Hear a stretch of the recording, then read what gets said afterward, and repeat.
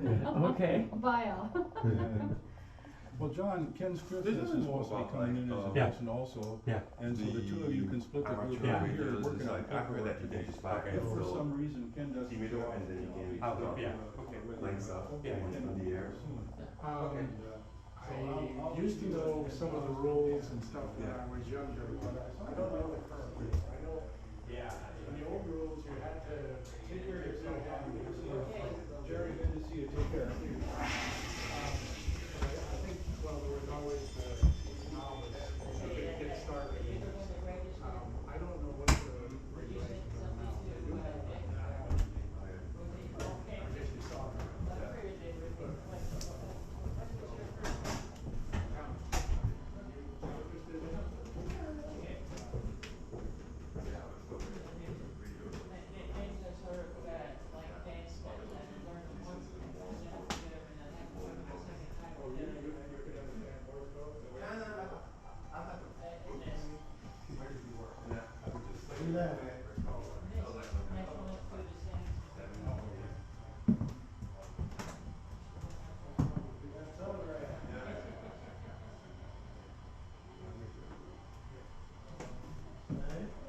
I remember these. You just send messages that way.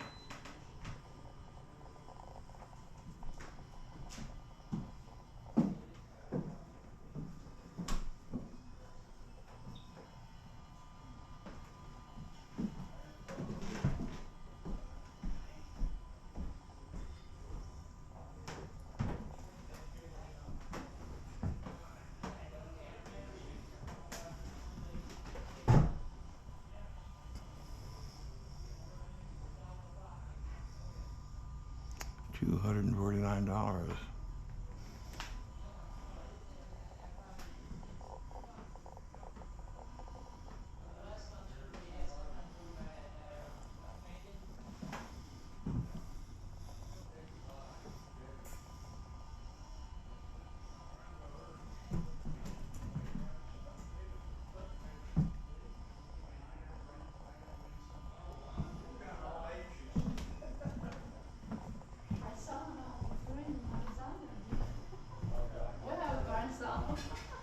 Where is he in London? Well, he is the youngest. Destruction or construction, I don't know which. Probably construction. All right. So the place started about 20 years ago, and it's an offshoot of an organization called the Mid-Atlantic Antique Radio Club, which is a very active club of guys who collect, fix, repair antique radio and televisions and the associated equipment. They had so much stuff, they wanted to show it off to the public. And the city of Bowie had rehabilitated this farmhouse, intending for it to be an arts sort of place for artists to work, but that fell through. So they started a radio and television museum here with all stuff donated mostly by members of Mark. It's still a very active club. They meet once a month, trade and swap stuff, repair things.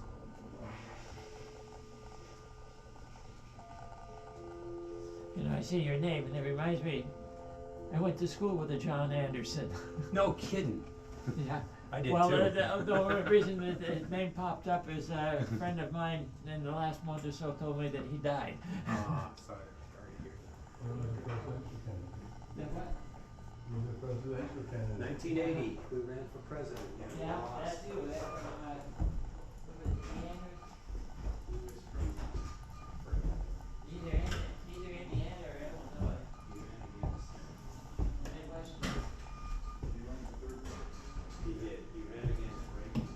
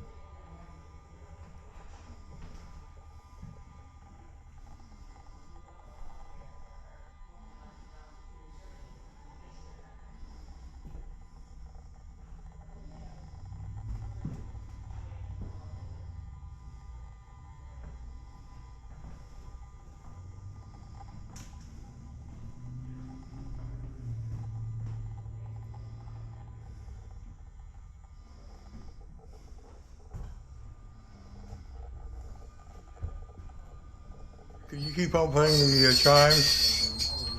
Could you play the chimes, Play the Eric? chimes. Play the chimes. So I'm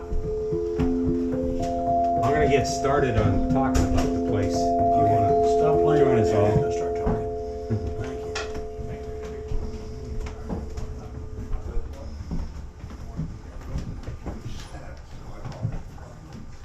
In here is probably the best. Okay. So, Guess we're starting. yeah, we'll get started. So I told some of you that the museum started about 20 years ago as an offshoot of the Mid-Atlantic Antique Radio Club, which is a group of collectors, pretty large in this area, Virginia, DC. They collect radios and televisions and other ephemera associated with it. And they had so much stuff in their attics, in their basements, in their rooms, they thought they wanted to share it with the public. And started this museum. Brian Belanger was one of those folks, and he's been associated with it forever. He's the curator and set up most of the exhibits and stuff. Myself, I'm retired from Johns Hopkins as a physician. My connection with this, though, goes back to the fact that my grandfather's brother was a telegrapher for Western Union for 50 years. Pretty fast hand with the telegraph. My father had a degree in radio and television engineering in 1940 before he served in the Signal Corps. And the first time... I can hear you with the radio. Oh, sorry, I'm bumping into it.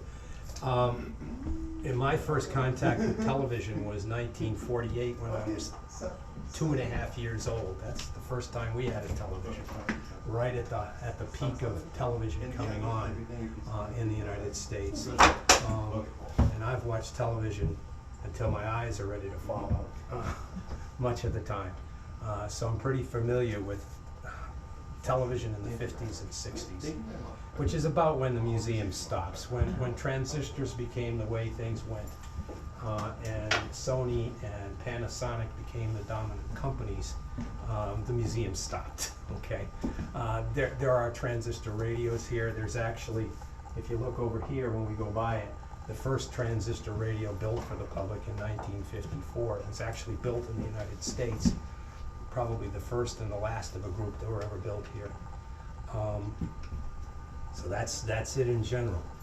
So the early transistor radios, the only thing I remember, if you looked at them, they were built in Japan, and the soldering was terrible. it's a lot better now, I think. Yeah. So I'm used to teaching medical students, residents, fellows, and I'm used to doing it in a certain way. So I ask questions.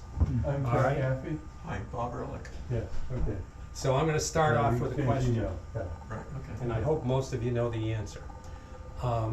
During the Revolutionary War, if George Washington had wanted to send a message from, say, Philadelphia to Boston, how would he have done it? My horse. Carrier? By horse. Carrier pigeons. Horse, yeah. Yeah. Probably by Or- boat, actually. or But not a pigeon. person. Or by boat, yeah. Yeah. Pigeons. So, instantaneous communication didn't exist in the Revolutionary War, right? Right. Oh, you're not right. Well, There's a very famous poem that goes, one if by land, two if by sea. Right. And the one and the two were lights, Yeah. okay? So instantaneous communication did exist during the time of the Yeah, Revolutionary very War. Well, limited. not quite instantaneous. But only line of sight. Line of sight, okay? Line of sight communication in the form of semaphores, flags, smoke signals, torches, had in fact been described in the 6th century BC by the Greeks, okay? Who had a very, very complicated system of 5x5 torches where they could actually send the Greek alphabet, depending on how, there were 25 letters.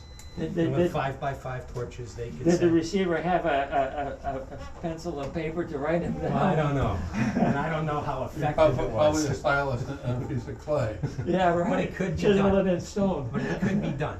In the 18th century, the French actually set up a semaphore system of sort of like windmill towers, where they could send messages between Paris and Lille about 130 miles, using various combinations of where where the semaphores were set up. So a sort of instantaneous communication was available, but it was line of sight, okay? And not very practical, because you had to repeat it every time in every station. Not very useful. So when Lincoln was president, if he had wanted to send a message from Washington D.C. to Boston, how would he have done it? Really? No, it would have been Telegraph. telegraph. Telegraphs Telegraph. existed during his time. In 1844, Morse and his collaborators sent the first successful telegraph message between Baltimore and Washington, and said, "What hath God wrought?" The famous statement. Within 5 years, there were 12,000 miles of telegraph wires in the United States.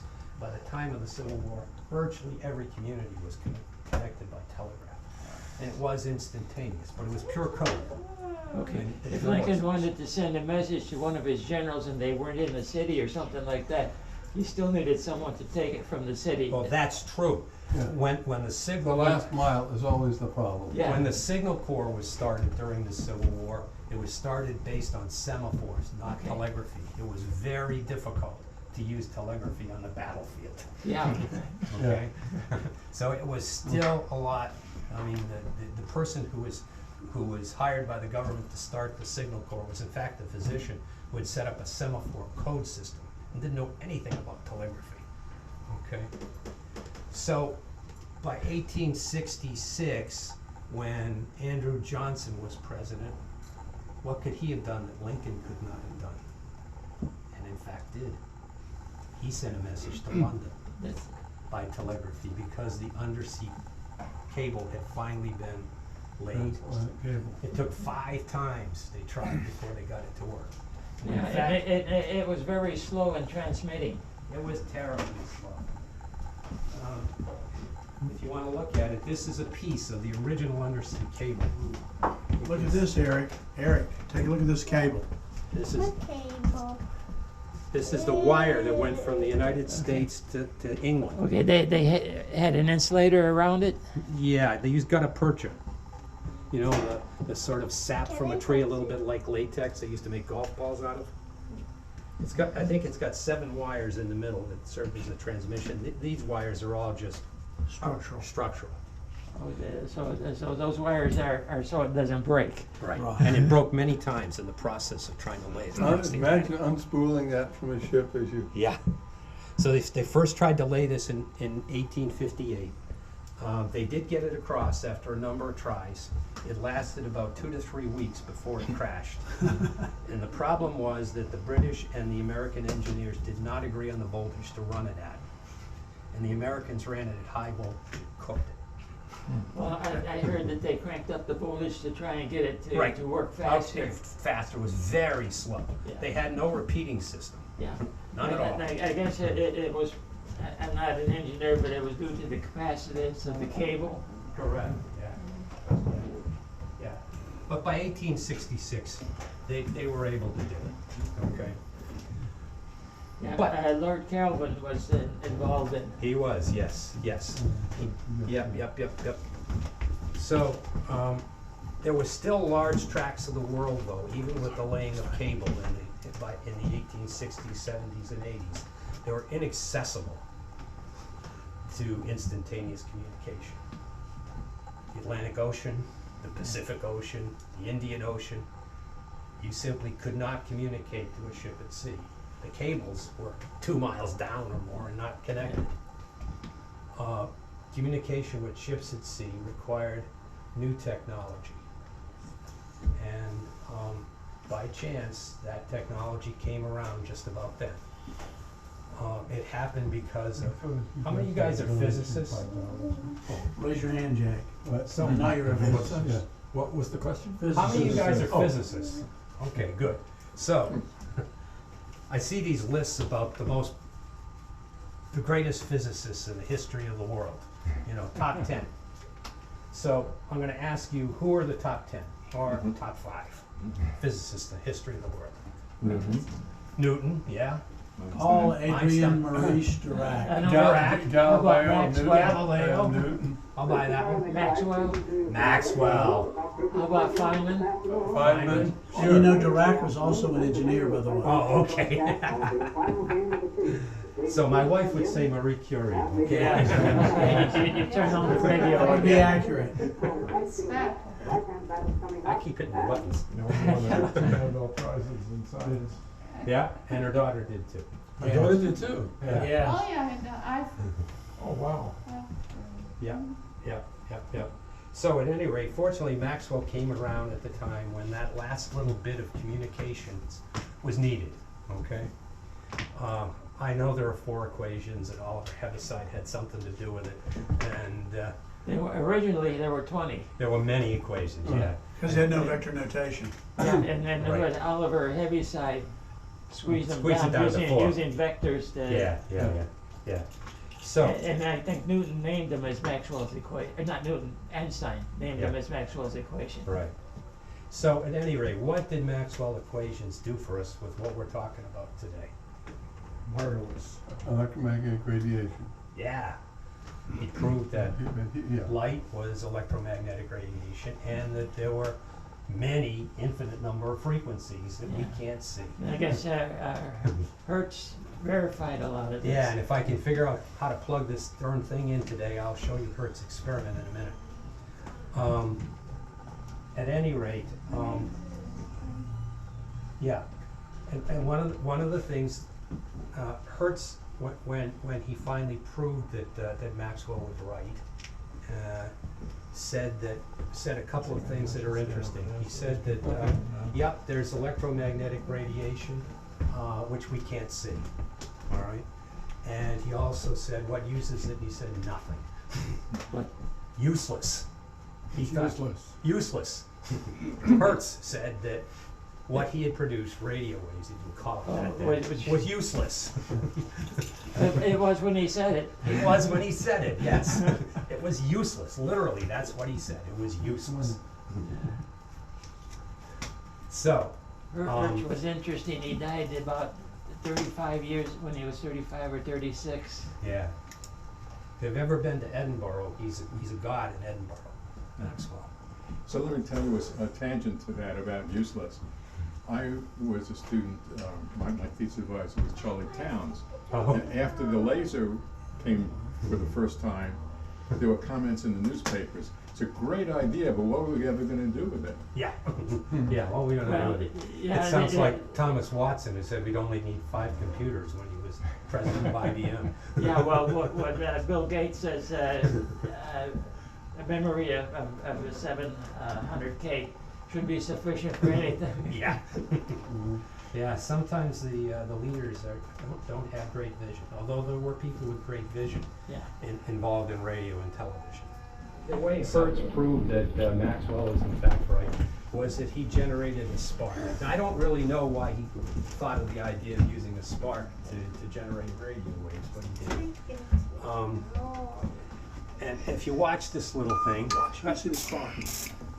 this is not connected, okay? This is just a clothes hanger with a little incandescent bulb attached. But when I close the switch and generate a spark there, it lights up. He did a Probably lot. neon bulb, I bet. He actually generated another spark in his original experiment. He didn't have incandescent light bulbs that size. What are you using for a transmitter? The spark. Spark? There's a little spark Okay, being okay, created. yeah, I see it, okay. And that's enough to generate, and if you turn on this little guy, this semi-modern transistor radio, or it generates a pretty good signal.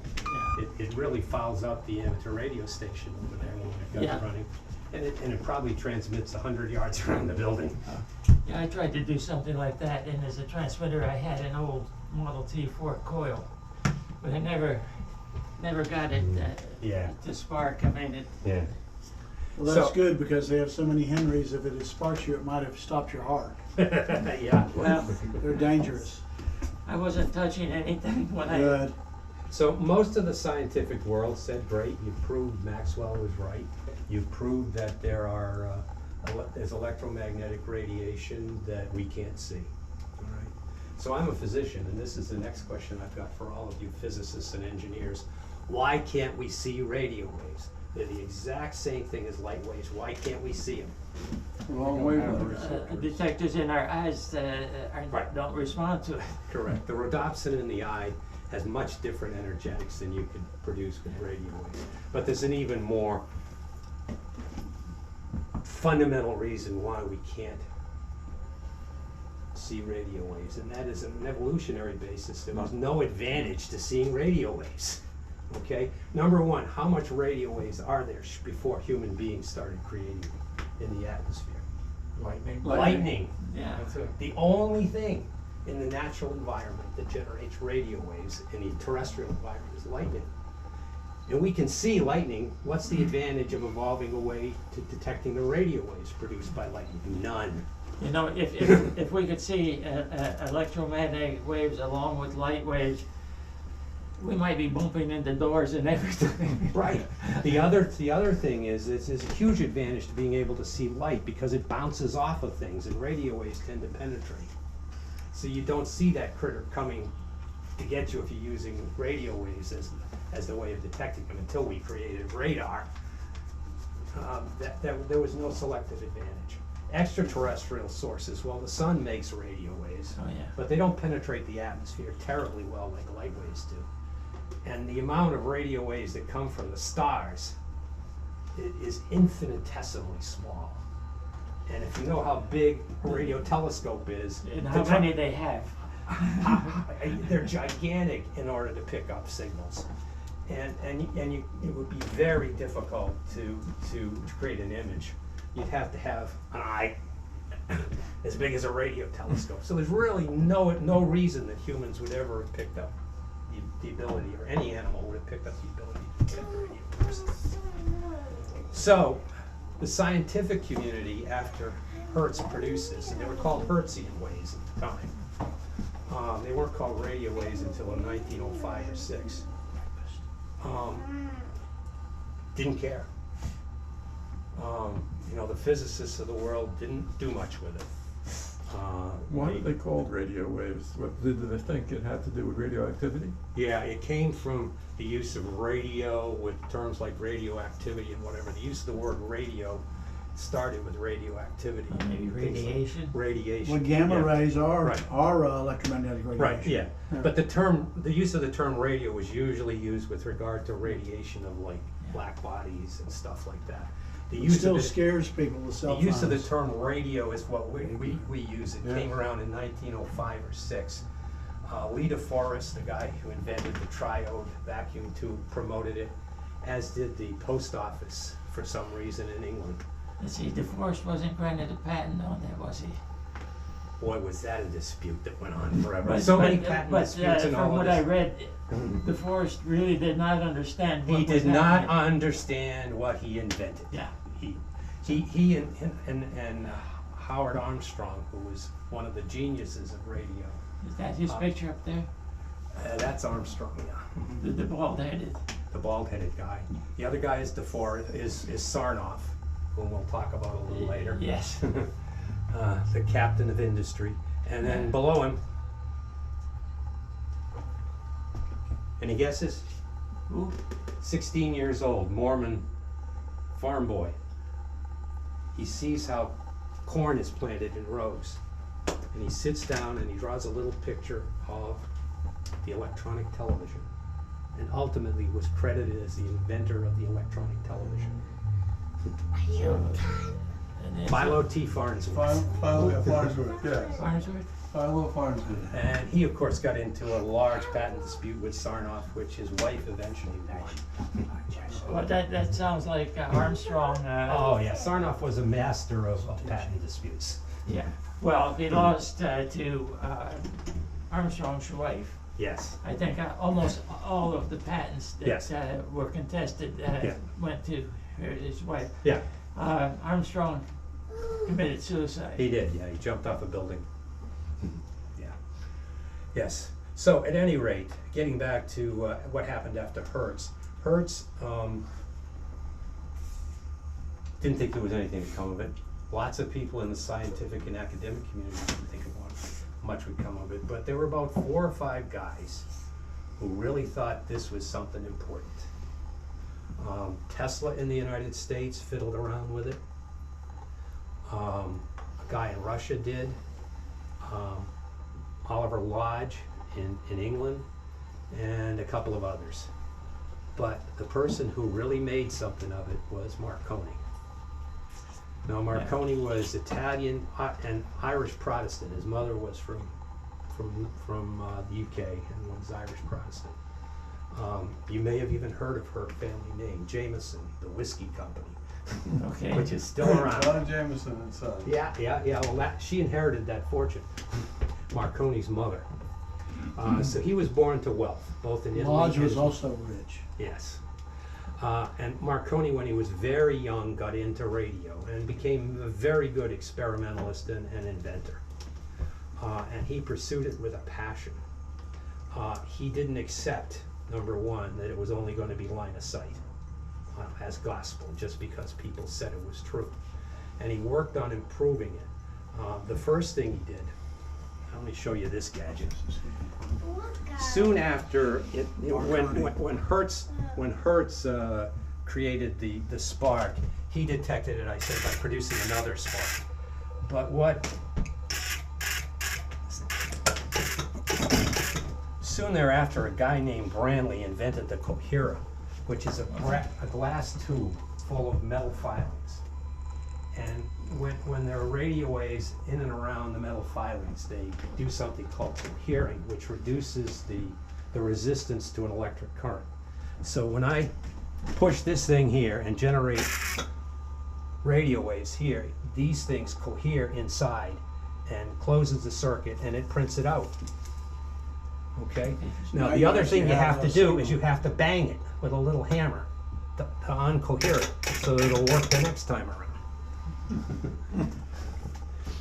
Marconi took that thing from Branly, and he spent a lot of time trying to figure out which were the best metal filings to work, be the most sensitive. He came up with nickel and silver. He also figured out that the bigger the spark, the further you could send the signal. And he knew you had to have a big spark generator to do what he wanted to do. And he worked on that. The other thing that he discovered, and others did, particularly Tesla, was you needed a big antenna with a good ground. Okay. You did those 3 things, and this stopped being line of sight. Okay? Okay, well, Tesla built some big antennas. He did. Tesla built big antennas. He did indeed. At any rate, Marconi went from sending a signal from about 1.5 miles to 4 miles to 8 miles. Finally, he was drafted by the Italian army and forced to go back to Italy. But they realized he had real potential, much more than being an infantryman. So he continued to work on radio while he was in Italy. And finally there, in 1897, he sent a signal further than line of sight. He sent it 11.5 miles. Okay. Okay, which is over the horizon. Now, they didn't know about ground effects or the ionosphere or anything like that, but that convinced him and investors in England that he should form a company and try to send a signal across the Atlantic. Now, what year is this? 1897. Thank you.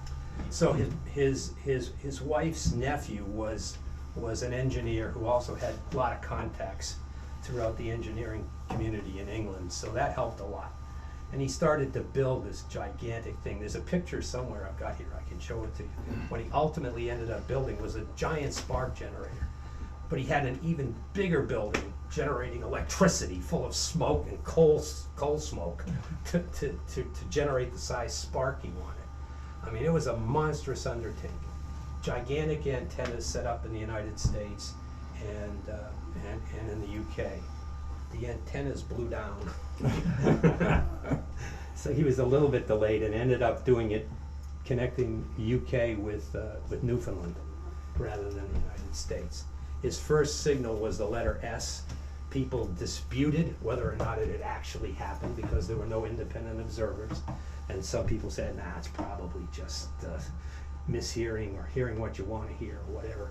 So then he set out on a ship from the UK and sent signals from the UK to the ship, and picked up the signal at 400 miles, 800 miles, and so forth, all the way across the Atlantic, with the ship's crew being the witnesses to the fact that it had happened, and became world famous.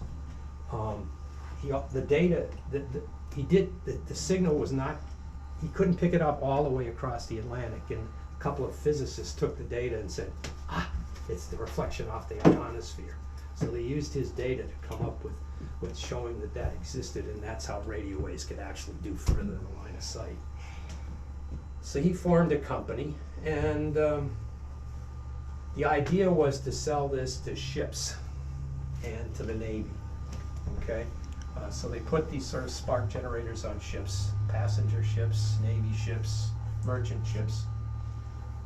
There were a couple of instances before 1912 where people had actually been saved in shipwrecks from because of Marconi's radio, but the most famous was the Titanic.